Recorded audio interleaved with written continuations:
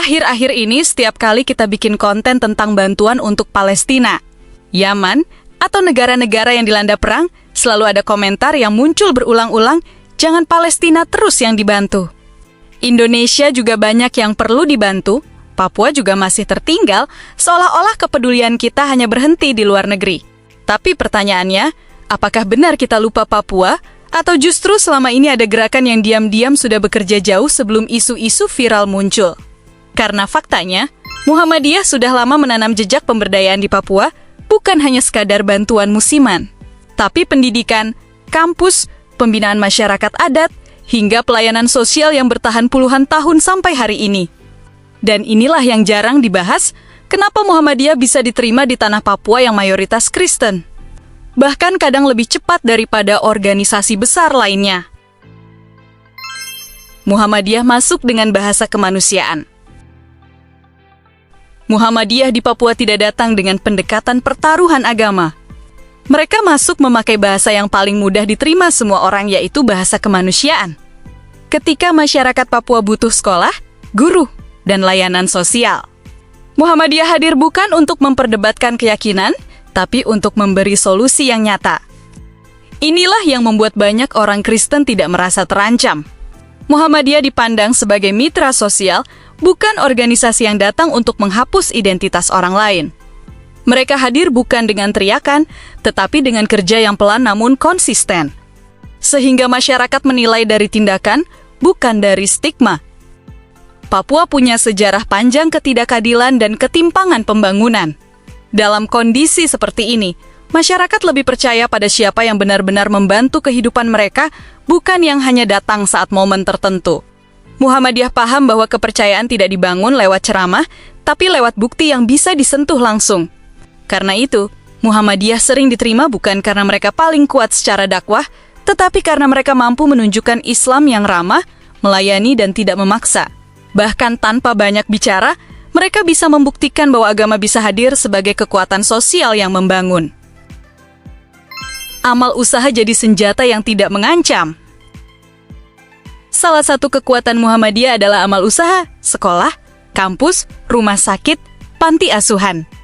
Ini bukan sekadar lembaga, tetapi simbol bahwa organisasi ini serius membangun masyarakat. Ketika amal usaha berdiri, masyarakat melihatnya sebagai investasi masa depan, bukan sekadar proyek dakwah. Ketika orang Papua melihat sekolah Muhammadiyah berdiri dan terbuka, mereka tidak melihatnya sebagai agenda politik agama. Mereka melihatnya sebagai peluang hidup. Anak mereka bisa sekolah, bisa kuliah, bisa mendapat masa depan. Bahkan bisa keluar dari lingkaran kemiskinan yang diwariskan dari generasi ke generasi. Disinilah Muhammadiyah sering lebih cepat diterima. Karena pendidikan itu netral, pendidikan itu kebutuhan semua orang. Orang Kristen pun tidak takut menyekolahkan anaknya di lembaga yang disiplin dan berkualitas. Apalagi ketika mereka melihat bahwa Muhammadiyah tidak menutup pintu bagi non-Muslim. Dari sini lahir rasa hormat.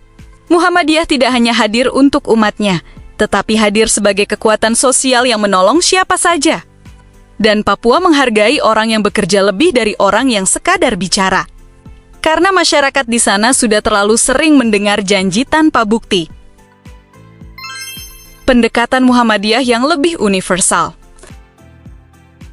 NU adalah organisasi besar, punya tradisi pesantren yang kuat.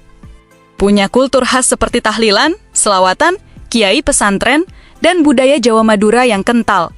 Semua itu indah dan kaya, tapi dalam konteks Papua, sering terasa asing bagi sebagian masyarakat. Karena Papua punya latar budaya yang berbeda jauh dengan budaya santri di Pulau Jawa. Papua punya cara bergaul sendiri, punya pola kepemimpinan adat sendiri. Bahkan punya cara memandang agama yang lebih terkait dengan identitas komunitas. Ketika dakwah terlalu dibungkus budaya luar, masyarakat Papua bisa merasa bahwa agama datang membawa identitas baru yang harus menggantikan identitas lama. Muhammadiyah cenderung lebih minimal simbol budaya. Mereka tampil lebih modern, lebih universal, lebih langsung pada program pendidikan, ekonomi, dan sosial. Ini membuat Muhammadiyah lebih mudah beradaptasi dengan karakter Papua yang plural. Karena mereka tidak terlalu menonjolkan budaya tertentu, melainkan menonjolkan manfaat. Bukan berarti NU salah. Tapi dalam konteks Papua, pendekatan Muhammadiyah lebih cepat menyatu karena tidak banyak membawa simbol yang membuat masyarakat merasa sedang dijajah secara budaya. Muhammadiyah lebih mudah diterima karena tampil sebagai mitra pembangunan, bukan sebagai gerakan budaya baru. Muhammadiyah membentuk kemandirian masyarakat. Salah satu hal yang paling menyentuh adalah cara Muhammadiyah memberdayakan masyarakat adat, contohnya suku Kokoda di Sorong. Muhammadiyah tidak sekadar memberi bantuan lalu pergi. Mereka mendampingi, menguatkan komunitas, mengajarkan keterampilan, dan mendorong pendidikan. Sehingga masyarakat adat tidak hanya menerima, tapi ikut tumbuh. Ini penting karena Papua sering menjadi sasaran bantuan.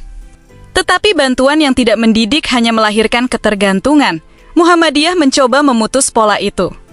Mereka mengubah bantuan menjadi pembinaan, mengubah sedekah menjadi pemberdayaan, mengubah belas kasihan menjadi program jangka panjang. Bagi masyarakat adat, pendampingan seperti ini terasa lebih manusiawi. Mereka tidak diperlakukan sebagai objek amal, tetapi sebagai subjek pembangunan. Mereka dibantu untuk berdiri, bukan dibantu untuk terus meminta. Dan inilah bentuk penghormatan yang paling mahal bagi masyarakat adat. Dan ketika masyarakat melihat Islam hadir untuk menguatkan martabat mereka, bukan merendahkan, maka mereka akan menerima tanpa harus disuruh. Karena Papua tidak butuh orang yang datang membawa superioritas, Papua butuh orang yang datang membawa solusi. Kampus Muhammadiyah menjadi jembatan lintas iman.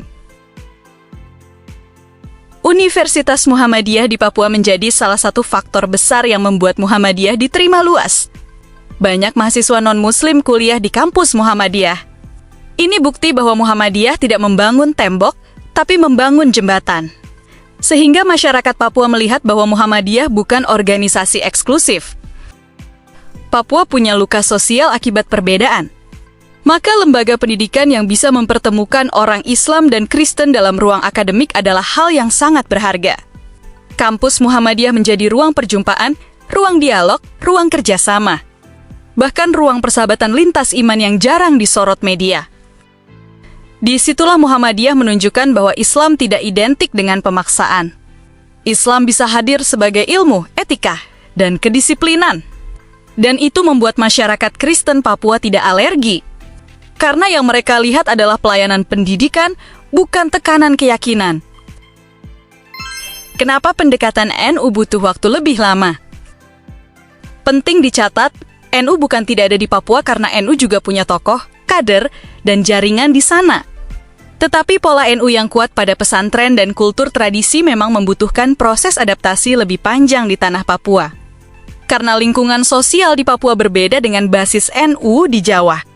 Di beberapa daerah, pesantren butuh penerimaan sosial yang stabil, butuh jaringan santri, butuh kultur masyarakat yang dekat dengan tradisi pesantren.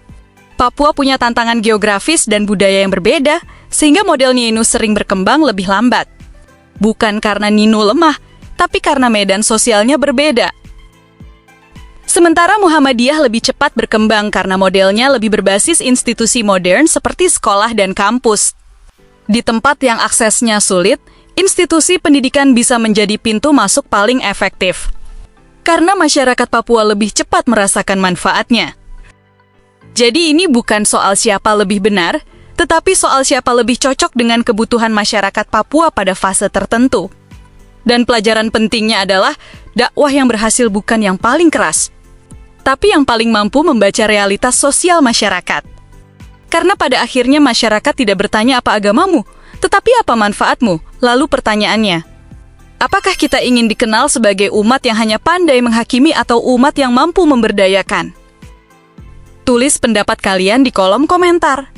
Terima kasih, sampai jumpa kembali.